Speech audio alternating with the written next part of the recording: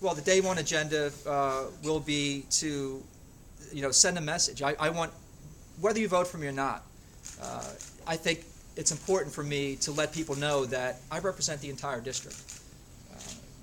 There may be some folks that are incredibly right-leaning that may not like me, and I may never win them over. But my day one agenda is to let people know that, I'm not going to be an ideologue. I'm going to listen. Sometimes it's good just to be a listener, just to hear what people think, hear what people say. And the election is actually on my 46th birthday. I actually first was elected to State House on my 40th birthday. But, I'm going to listen and spend that 2-month time period between Election Day, if I were to win, and swearing in to just listen, just to go around the district as much as possible.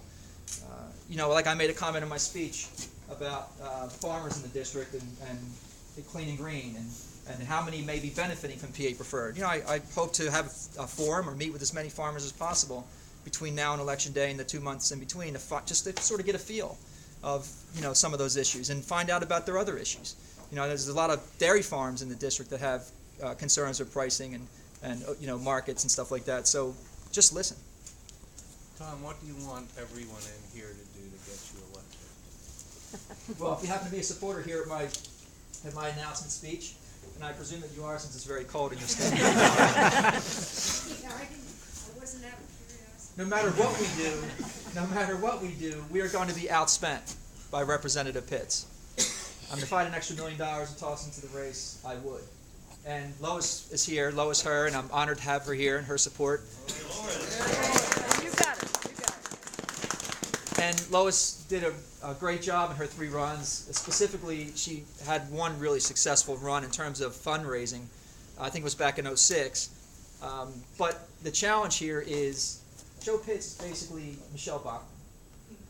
Okay? In terms of not in terms of the man I respect, the man, he's a Vietnam veteran, he's spent a lot of time working for the community. I'm talking in the sense of his voting record and the way he feels about issues.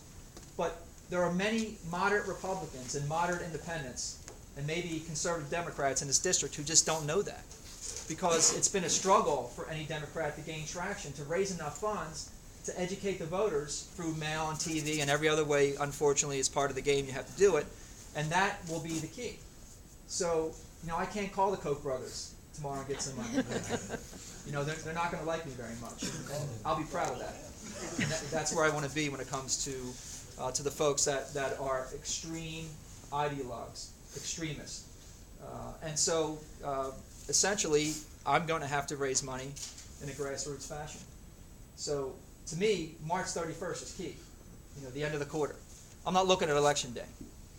In order for somebody to want to put a lot of support into my campaign and really contribute an amount of money that will allow us to do the things we need to do, we need to make a big splash. And so my goal is to really work hard to gain as much support between now and the first quarter so we can make a big splash.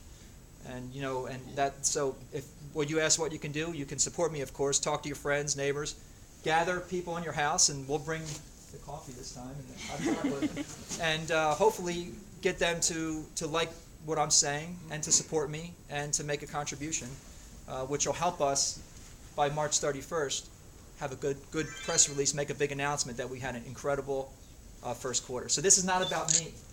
This is not about me. This is about anybody who thinks that we're simply going the wrong way in Washington and that we have a representative that's not standing up for us. And I'm in this race because I know that we have things that have to be done.